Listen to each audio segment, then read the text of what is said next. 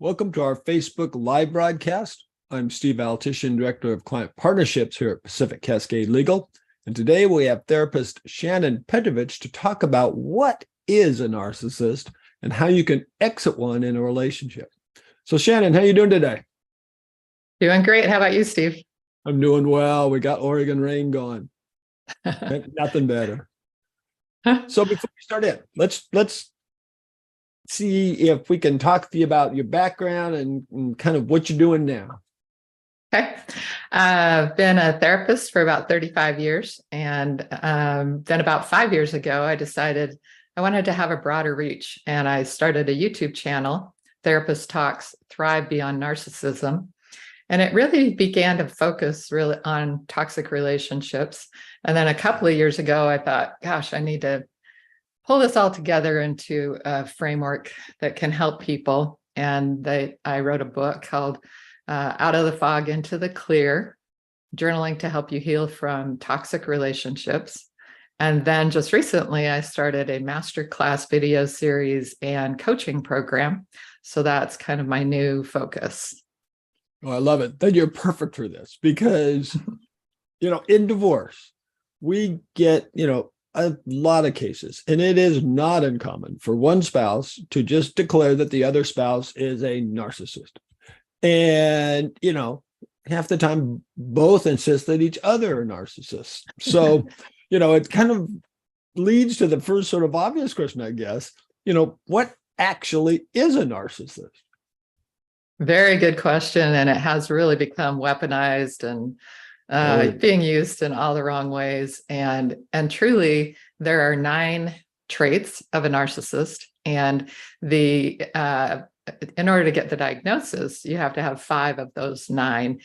But it's in a really serious and significant way so that it actually impacts your job, your life, your ability to have relationships. So the actual narcissistic personality disorder is a very small portion of the population, but narcissistic traits, unfortunately, are kind of rampant in our culture today. And part of that is how people are, being, in a way, brainwashed into thinking that our sense of self revolves around really superficial things like appearance, and those really external things, our appearance, our bank account, our status, if you will, instead of more old school around character qualities. You should, so we can talk about that. But so there is a lot in our culture that kind of promotes narcissistic traits. And that's why we tend to label people that. But the real 9 traits are, and this is a really cool acronym that I just found recently. It's called Special Me, which is a perfect acronym for a narcissist, right? Yep. So the first trait is sense of self-importance. So when you're around a narcissist, they only talk about themselves. They're not really interested in other people. The second is preoccupation with power, beauty, or success. So you'll notice that all conversations revolve around that, and in the positive and negative. So when they're talking about other people, it's always how they're not beautiful and they're not powerful. And that's why we don't think well of them instead of focusing on real qualities. Number 3 is that they are entitled. And the entitlement means that they feel like they ought to matter. Their thoughts, feelings, wants, and needs should matter, and yours shouldn't. And this is also where they get a sense of blaming everybody else for what they do. Number 4 is they can only be around people who are important or special. So sometimes that comes out as this real gaslighting kind of a thing where in the love bombing stage of a relationship, they're like, you're so special. You're the only person on the planet that gets me. And, you and me against the world, baby, we got this. And so that's sort of that initial love bombing that is followed up by devaluing. Number 5 is they're interpersonally exploitative for their own gain. And that's kind of self-explanatory. They really are in everything just for themselves. And so even though initially in a relationship, somebody might feel love bombed, there's never any actual love coming back and forth. Number 6 is arrogant. Number 7 is lack of empathy. And a lack of empathy really sets somebody up for being a really crummy partner and also a really crummy parent. And, if we think about parenting, it's all extremely altruistic and extremely empathic. So narcissists who really have these traits tend to be very difficult to be around because they just completely lack any empathy. And 8 is they must be admired. They're like a hot air balloon where you have to constantly puff them up, or they kind of implode and then explode. And number 9 is they're envious of others and they believe that others are envious of them. Oh, this is so, I mean, as you go through all these, I'm thinking, oh yeah. Oh yeah. It's, everyone has a bunch of friends who've been in divorces and, and they talk about it. And these points, some of them definitely hit these points a lot more than others. And and I'm kind of going, okay, well, now I know why you got divorced. But that kind of leads to the next question is their narcissism, and how does that sort of portray itself and act out in a relationship?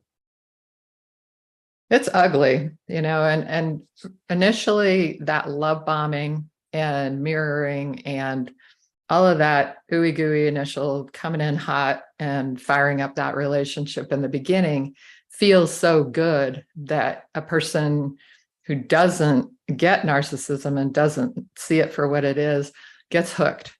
And so when you've been hooked, it's very hard to get free of it. And then they've got like a whole smorgasbord of games they use to keep you hooked.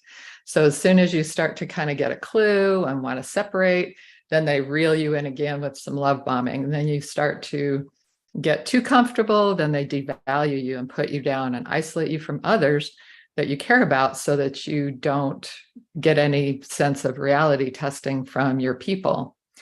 And then they gaslight you, making you feel like you're the crazy one and you're the one that's the problem in this relationship and everybody else thinks so. So they pull in other people. So all these manipulations are for the purpose of them not having to feel empty or less than or whatever, but they act out constantly. They lie constantly. And so if you're an empathic, honest, caring person, this is like you've landed on Mars and you're talking to Martians. You want to think that they're like you, but they're not. And that's the really important piece that I always start with in helping a person get that this person doesn't come from the same place you're coming from. They're not wired the same way. And you have to assume that everything they're saying is a lie because that's where they're coming from. You have to assume that they're going to be hurtful, vengeful, because they lack empathy. So it's really hard. But once you see it, you can't unsee it. So usually when that sort of light dawns, then they're good to go. I really was interested when you touched on how they're hiding themselves or other feelings they have. So can a narcissist feel shame, jealousy, things like that? Or is that just something that just doesn't reach their screen? They do feel those kinds of things. They feel shame. And then what they do with that, we all feel shame, jealousy, sadness, upset, anger, all of it. We have, mental health is not just only feeling rainbows and sunshine. It's feeling all of your feelings and being able to deal with them productively and non-destructively. A narcissist will feel shame and attack you. Yeah. And so it's your fault. You made me feel this way, and now I'm going to blast you, or I'm going to implode and, I'm going to kill myself, or, like they're acting out as them not being able to cope with their feelings. But what they don't really feel is love. So when they say they love you, it's a manipulation, and it's you're doing what I want you to right now, and I love you. And so the one of the most painful things in recovering from these types of relationships is the question, was I ever loved by this person? And I have to say, honestly, no. Love is patient, love is kind, love does not boast. It doesn't, all the things, if you tick through what love is, they are the opposite. And so, they can feign these things a little bit when they're trying to love bomb you, but they never are genuinely loving you. So that's painful. I think it's harder to let go of and grieve the relationship we wished or we thought we had, not the real one. Yeah. And in your, that hope always that's there, and wanting it to be better and all of that stuff. Plus, it seems like, a lot of people have some of those traits sometimes. Right. And so there's, like you said, there's some traits, there's more traits, and that can make it difficult, I would imagine, for someone to kind of decide or understand, when it's time to leave a narcissist. And how can someone come to that conclusion or figure that, okay, this is it, it's time? That's a really important question. And usually when someone is struggling with those decisions, I start with, let's talk about your toxic relationship within your own self. And we've got to heal that and work on that first and foremost, because if you're telling yourself 40,000 times a day that you're useless and worthless and not good enough and all that, you're not going to be able to stand up for yourself with anybody, much less this narcissistic person in your life. So you've got to heal that internal stuff first, and that's really critical. Then you need to learn to set boundaries. So in a narcissistic relationship, their thoughts, feelings, wants, and needs matter, and yours don't. So in this new relationship, you have to show up with your whole self. I think this, I want that, I'm interested in this, I feel that. And when you do that, what happens? So sometimes the relationship has been set up in this way because you've shown up placating and people pleasing and not really fully showing up. And so you have to take ownership of that and fully show up. Well, sometimes a partner will say, hey, awesome, good to see you, not totally usually, but, and then other times you say what you think, feel, want, and need, and they implode and then explode, and what this relationship is really about. You are not allowed to fully exist in that relationship. Then you have to get out. It sounds like what you're saying, and it just now makes sense, is that you're not, you are, I'm sure there's some like points where if the narcissist does that, there's no question mark, go. But a lot of it is examining yourself and where you are to decide it's time to go, as much as sometimes examining them. Right. And if there's violence, absolutely get out, sort it out later, do your healing later. Yeah. But sometimes if you don't do that internal work, you'll leave and then go back, because you leave and then you're empty. If you have focused all of yourself on this other person for however many years, you almost don't know what you think, feel, want, or need. And then you are really at risk of leaving and bouncing right back in, because you are so hooked on them for your sense of self, your identity, everything else. And it's almost like heroin, trying to get off of that. That relationship is really hard. And so I've seen people kind of bounce back once or twice and then do the internal work, and then they get free. But like I said, if there's violence, you just have to split and heal as you go. Well, imagine, like you're saying, it's really difficult. And as you're kind of bringing up, it's not just difficult to leave, it's difficult to stay left. Right. and that's got to be, part of that. So if I'll come into you and I'll say, I'm trying. I've I think that I can't take it anymore. I think this is what's going on. This is what, and what, give me some advice. What, how do I, how do I break up? What should I do when I'm ready to break up? Yeah, I really, in my style of helping people, I'm constantly asking, what do you think? What do you want? What are you feeling? And what would you say if you weren't afraid of that person and their response? And then start to walk through, well, what if you said that? Well, I could say that over the phone, because then if he does blow a gasket, then I'm safe. Okay, cool.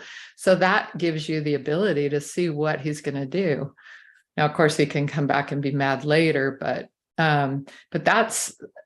it's really important that we don't give advice in a sense, because that's just me taking on that role of my thoughts, feelings, wants, and needs mattering, my opinions mattering, and hers not. And men fall into these relationships too, but primarily it's women.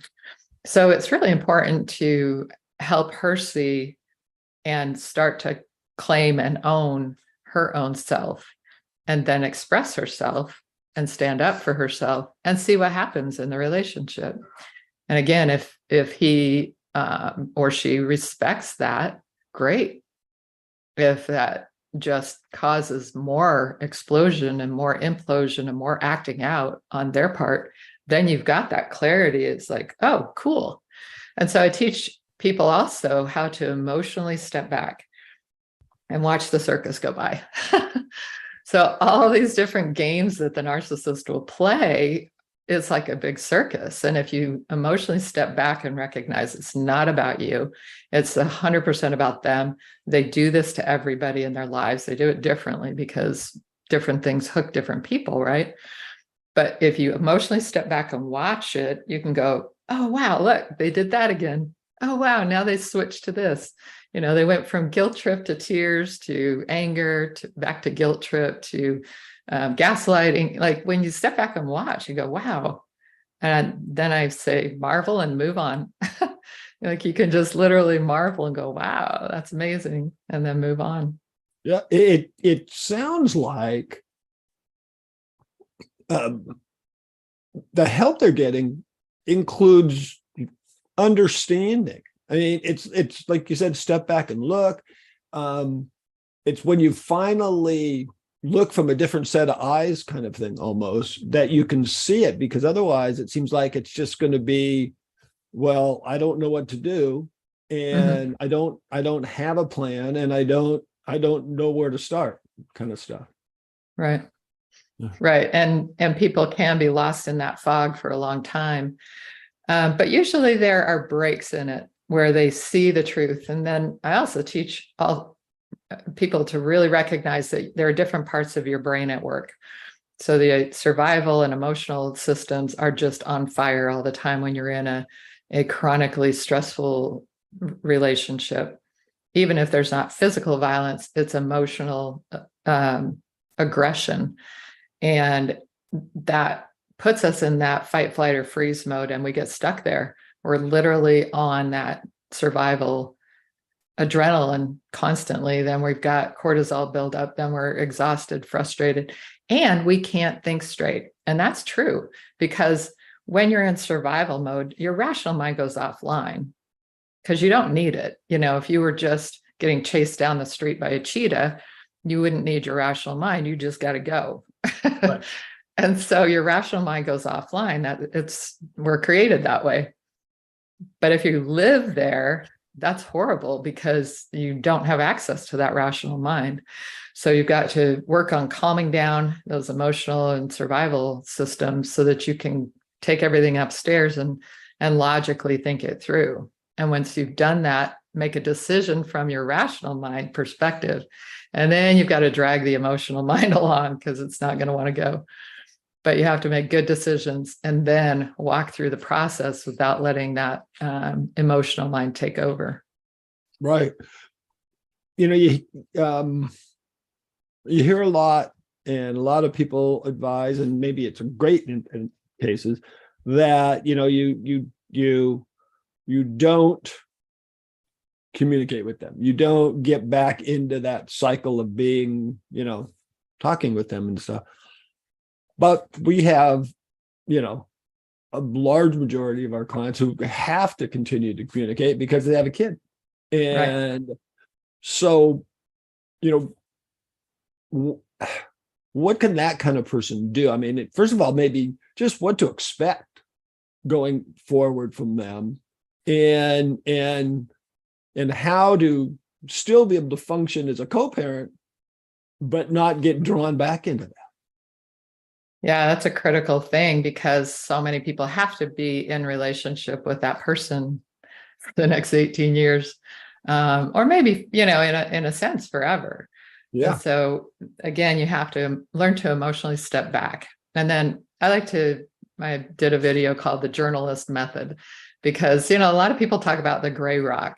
Well, you're not a rock and you're not a gray rock. And so I don't like that. The journalist method is, if you imagine Christiane Amanpour, she's in the war zone, she's interviewing some terrorist, and she just stays focused, unflappable, completely in her journalist mode.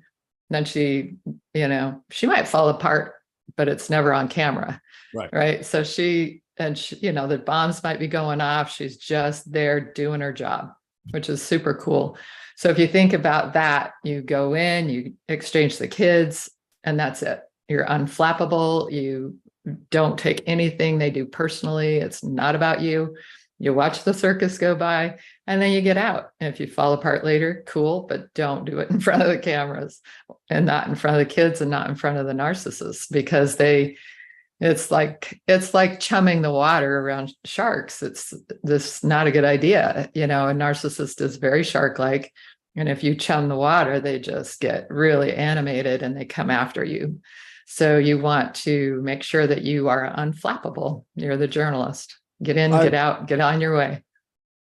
I love that. I love that concept, because, again, we see where someone gets pulled into arguing, and they get kind of caught up in that fight, and then it gets worse and worse and worse. And you're almost treating it like a business, and it's just very this and that. I really like that. So how can folks prevent themselves from having this happen again? Is there a sort of a method they can start to go through, or changing other things of themselves? You've talked about a lot of that, so that not just, okay, this narcissist is gone, but you don't end up falling in the same trap with another one down the line. Exactly. And unfortunately, that's what we see a lot. And that's part of also why I've created this coaching program, to help people really do the internal work, really do it now for good, so that this is the last time they fall under that spell and fall into that kind of trap and that kind of relationship. Because unfortunately, these people are really good at it. At the far extreme, you can think of Ted Bundy, and how perfect he was at it, and how many people got sucked in. So it's a really important thing that you do that internal work and become so solid within yourself, and so clear and so boundaried, that when you go into a new relationship, you've got your whole self on board. And when you take space and you say, yeah, I'd love to hang out, but I won't be able to this week, I've got a lot going on. And then if they kind of give you a little pouty thing, or they blow up, you go, okay, bye-bye. Yeah. It's like, and then if you say, yeah, I feel this way, or I feel that way, and they discount you, or if they're like coming in so hot that that it's not genuine, like, you'll have the self-esteem and the self-awareness to step back and go, yeah, no. I like that. But if you don't do that work, you more than likely will keep drawing into that same person. Yeah. That same type of person. Oh, yeah. And that kind of leads to the fact, you you need a support group sometimes. Mhm. And someone like you, that this doesn't end when the relationship stops. Right. Your type of help can be valuable as or more going on and continuing. So people should continue kind of maybe having at least some sort of a support group. Yeah, absolutely. The specific coaching program I'm doing is after it's done. I did a recent video, and a lot of women are chiming in on it, about the narcissist is gone, but I still feel awful. And that's the truth of it, because these emotional and survival systems are just on fire all the time. You're still not kind of feeling whole again. And you've lost yourself in this person for however many years you've been with them. So how do you reclaim? How do you rebuild? How do you really rebuild your whole life? Yeah. Yeah. Wow. We have blown through almost 30 minutes. This was wonderful. Before we go, yeah. First of all, I'm going to ask you if there's something we didn't talk about, or there's some, little piece of advice, or, if you don't do anything else, do this kind of a thing you'd like to add. Oh boy, we covered a lot. But really, listening to and finding and healing your toxic relationship with yourself, learning how to speak up for yourself, setting boundaries, and really learning to emotionally step back and watch the circus. I love that step back part. I mean, it was all good. I mean, it's that sort of thing. Suddenly you're seeing differently. I love that. Totally. Yeah. So if someone would like to contact you, how can they do that? Tell us how we can get a hold of you if we need to. Yeah. My new site is healfromtoxicrelationships.com/info. And you'll see more information and a free training video. It's about 20 minutes long, where I talk more in depth about these same issues. And then if you want to schedule a call with me, you can jump into my schedule at the end of that. I love it. I love it.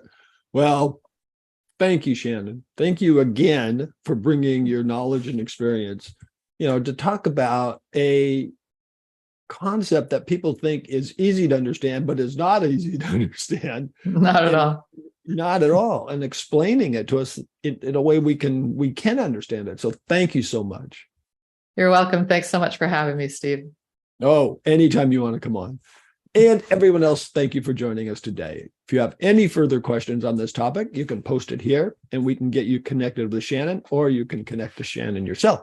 So until next time, stay safe, stay happy, and be well.